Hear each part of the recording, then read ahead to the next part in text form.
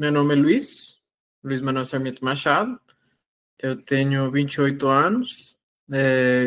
Sou aluno de doutorado na Unesp de Botucatu. Eu sou formado em biomedicina e fiz a graduação, pós-graduação. Atualmente continuo fazendo pós-graduação em Botucatu. Então, eu fiz parte da minha vida acadêmica aqui, né, em Botucatu. E que mais? Já comentei que acho que eu comentei sou da Venezuela.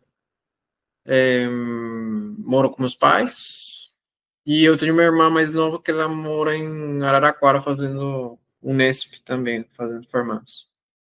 16 anos, quando eu vim para cá, uns 16. Então, quando a gente saiu da Venezuela, a situação econômica nossa, eu diria que nossa situação sempre foi boa. Mas, tipo assim, talvez isso possa variar de pessoa para pessoa, mas a nossa situação econômica foi boa. Tipo, a gente, alimentação, educação, tudo estável. Nunca faltou nada. Na Venezuela eu morava num condomínio fechado. E então, quando eu tinha 16 anos, isso é uma coisa que para mim foi impactante. Eu percebi que, estando aqui, né? Percebi estando aqui, que eu não tinha muita experiência lá fora. Eu não saía muito, eu não conhecia muita coisa. Então, tipo assim, pode ter coisas que, por exemplo, eu na Venezuela não possa pronunciar ou falar com muita propriedade, porque eu não saí muito, eu não conheci muita coisa. Eu só fiquei. O que eu sabia era o que estava na cidade, né? Tipo, eu não saía, mas assim, o que eu percebi, tipo, a situação econômica da minha família. Com certeza é diferente, isso é uma coisa que é fato. Uma coisa é diferente da Venezuela, quando a gente morou lá, do que aqui no Brasil, muito diferente. A gente, tipo assim, ainda a gente é estável, a gente se alimenta bem, só que é vida completamente distinta, né? Para você ter uma ideia, meu pai, ele trabalhava, naquela época, meu pai, ele era militar, só que teve uma história lá que ele foi dado de baixa, é uma história bem complexa. E a minha mãe ela é professora universitária, então, tipo, aqui, por exemplo, hoje em dia, minha mãe dá aula de espanhol e faz comida, e meu pai ele é porteiro, então, tipo assim, é, é um pouco diferente do que lá, por exemplo, tipo, economicamente. Aqui a gente tem um pouco mais dificuldade para se sustentar, fazer as coisas. E ainda bem, eu agradeço isso enormemente, a oportunidade de ter bolsa, porque com isso eu posso ajudar a minha família, ajudar meus pais, eu poder ter a minha independência, né, de certa forma. Minha vida econômica aqui é um pouco diferente, bem diferente do que lá. Uma vida, não sei se melhor, assim, acho que é do ponto de vista financeiro, sim, com certeza. A gente tinha uma vida melhor. Agora, a vida melhor, não sei, às vezes é um pouco relativo. Acho que a minha vida aqui é muito boa, aqui em Botucatu, cidade muito segura, muito tranquila.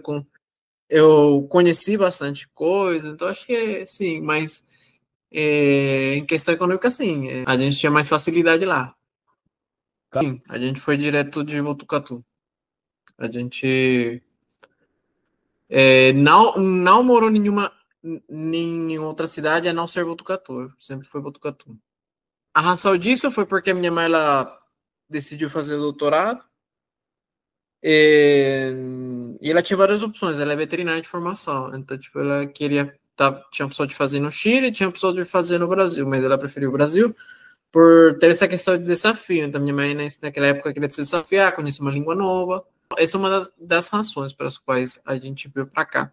A outra razão naquela época é porque, assim, eu comentei, minha mãe é professora de universidade pública, bom, ainda que ainda não foi desvinculado, que era Universidade Central da Venezuela.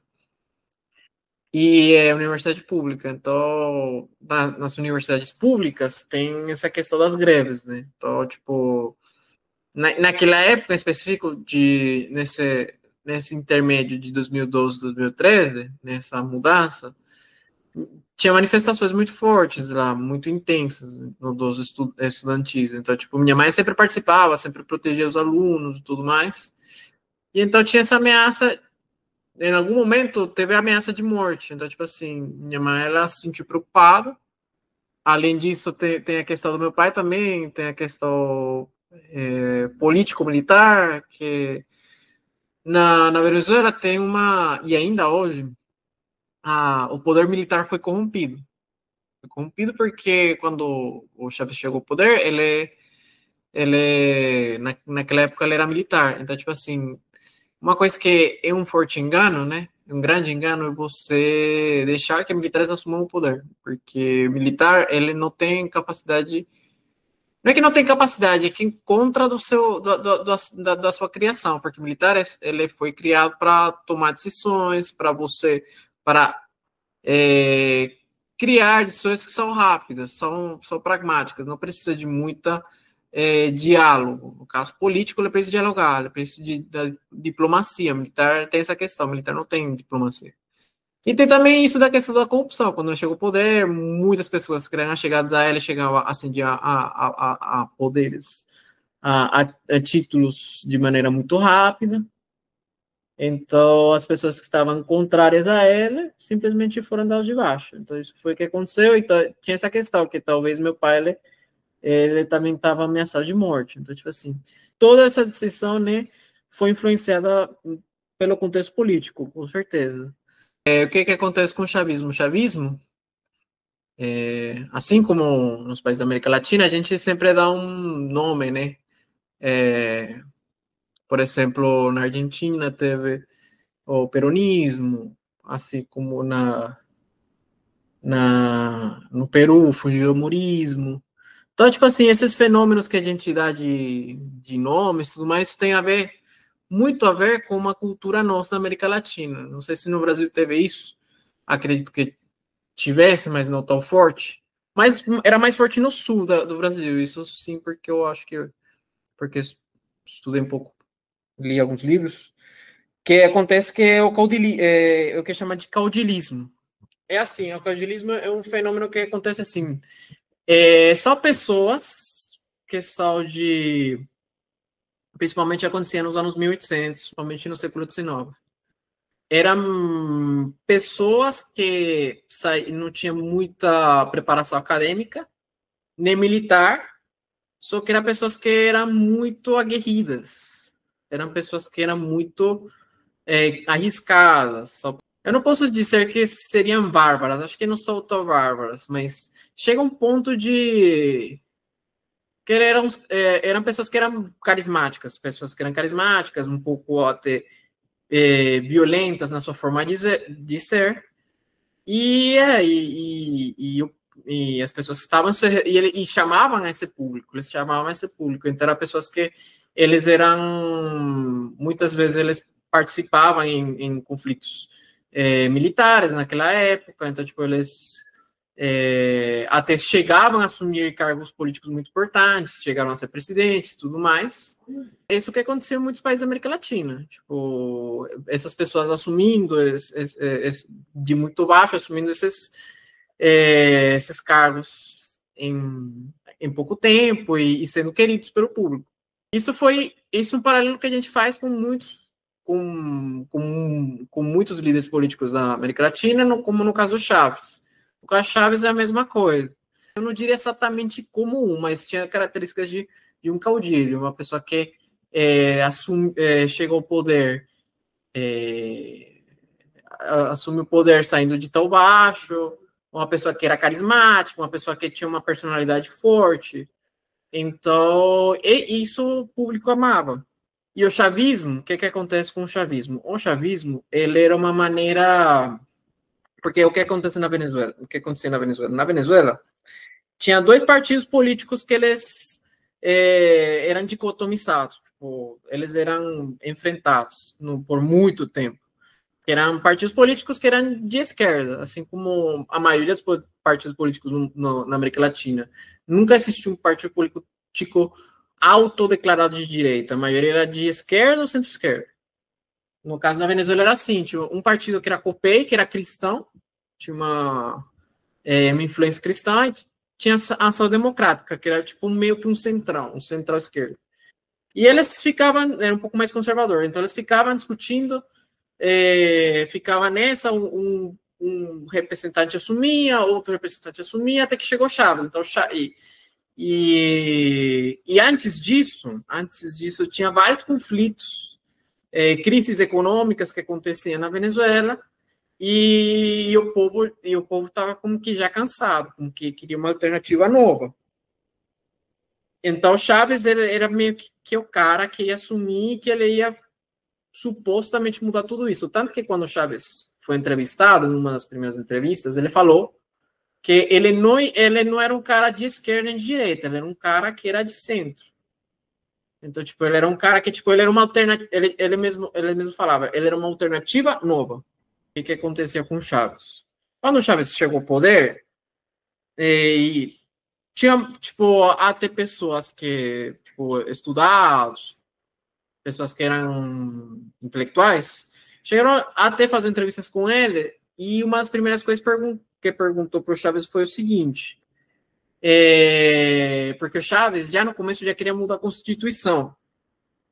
E isso é uma coisa que é mal vista, querer já mudar automaticamente, mudar imediatamente a Constituição.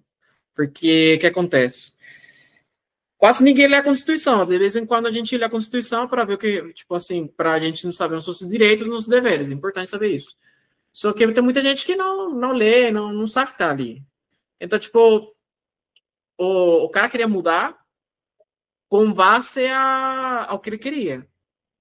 Então, de certa forma, isso seria um abuso de poder, não só na questão governamental, mas de Estado. Então, o cara queria sobrepassar o Estado, porque Estado e governo são duas coisas diferentes. Então, e a questão não era as leis, porque muitas vezes o que acontece, isso no mundo todo, o problema não são as leis estão ali para serem cumpridas, mas o problema é as pessoas que interpretam e respeitam as mesmas, né? Então, tipo, é mais nesse sentido. Então, tipo, conforme o Chávez foi ficando no poder por mais tempo, começou a fazer algumas concessões, começou a, por exemplo, expropriar empresas privadas, teve casos também de manipulação de instituições fiscais, tem também casos de alteração de voto, manipulação de voto, tem tudo isso em questão ao chavismo. Tem também um caso muito conhecido, que é a PDVSA, que a PDVSA ele mandou embora um monte de gente e outras pessoas entraram. Essa história foi muito estranha, por que eles mandou embora, por que isso aconteceu. Então, em resumo, em relação ao chavismo, o chavismo ele foi um movimento que muita gente se identificou por conta da ideia do cara ele meio que ser um líder carismático, popular, que sempre falava em prol dos mais necessitados. Só que muitas vezes na prática você via algumas coisas estranhas, abuso de poder, muitas vezes abuso da autoridade, querer de certa forma se exaltar, chegar a não sei se chegar a um certo complexo de Deus, superioridade. Tem também essa questão, que muita gente fala que o problema foi Maduro, que quando chegou Maduro ele arruinou o país. Tem muita gente que fala que foi o Chávez, na verdade. Toda a crise que até hoje permanece foi muito por conta dele. E tem essa questão também, do petróleo, que é altamente associada à Venezuela. A história do petróleo e a Venezuela. A crise econômica na Venezuela é uma coisa que já estava prevista. Isso é uma coisa que é fato constatar, estava prevista. Porque a Venezuela, nem os governantes, ninguém soube administrar o petróleo na Venezuela. Por quê? Porque eles achavam que o petróleo era a solução a todos os problemas econômicos. Só que assim, quando você tem uma commodity, que no caso era o petróleo, o ideal é você melhorar ou fortalecer outros aspectos da economia, seja na agrícola, no aspecto industrial. Na Venezuela não aconteceu isso. A Venezuela era simplesmente produzia e vendia petróleo para outros países. E o petróleo é uma commodity que gera muito dinheiro. Então, como gera muito dinheiro, o gasto público aumenta. O gasto público aumenta. Então, tipo, eles não souberam contornar isso. E a questão do Chaves, ele não solucionou esse problema, ele piorou esse problema, porque começou a beneficiar a outros governantes, começou a não considerar o tanto que ele gastava, o tanto que as pessoas gastavam com o petróleo que ganhavam. Então, tipo assim, é basicamente isso que aconteceu com a Venezuela e com o chavismo, né? Que é altamente polarizado. O chavismo é altamente polarizado.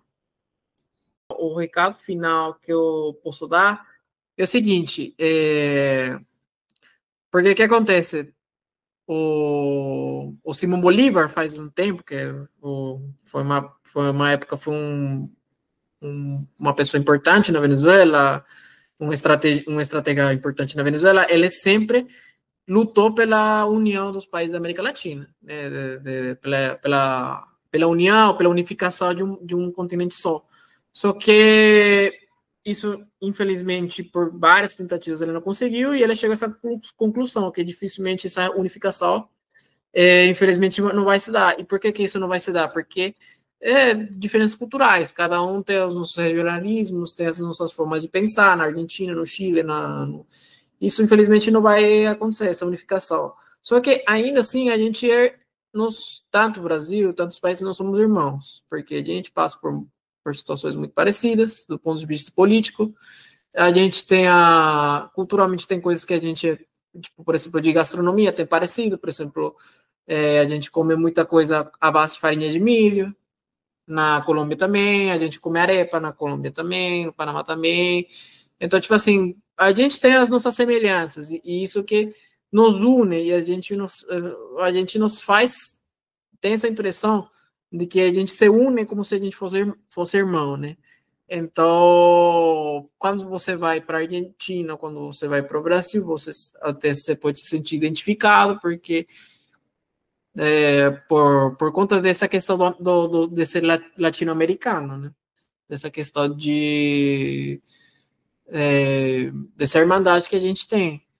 Então, o que eu posso falar para todo mundo é que não existe uma etnia, não existe um gentilício melhor, tipo, não, Brasil não é melhor do que o Peru não é melhor do que a Bolívia, ninguém é melhor do que ninguém. Todo mundo é irmão, e todo mundo a gente tem que se unir para se entender melhor, né? Isso que é o mais importante. A gente, para nós podermos entender melhor, precisamos entender cada um sem preconceito, sem querer se achar melhor, sem querer se achar inferior. A gente tem que entender que todo mundo é igual. Eu vejo isso, todo mundo é igual.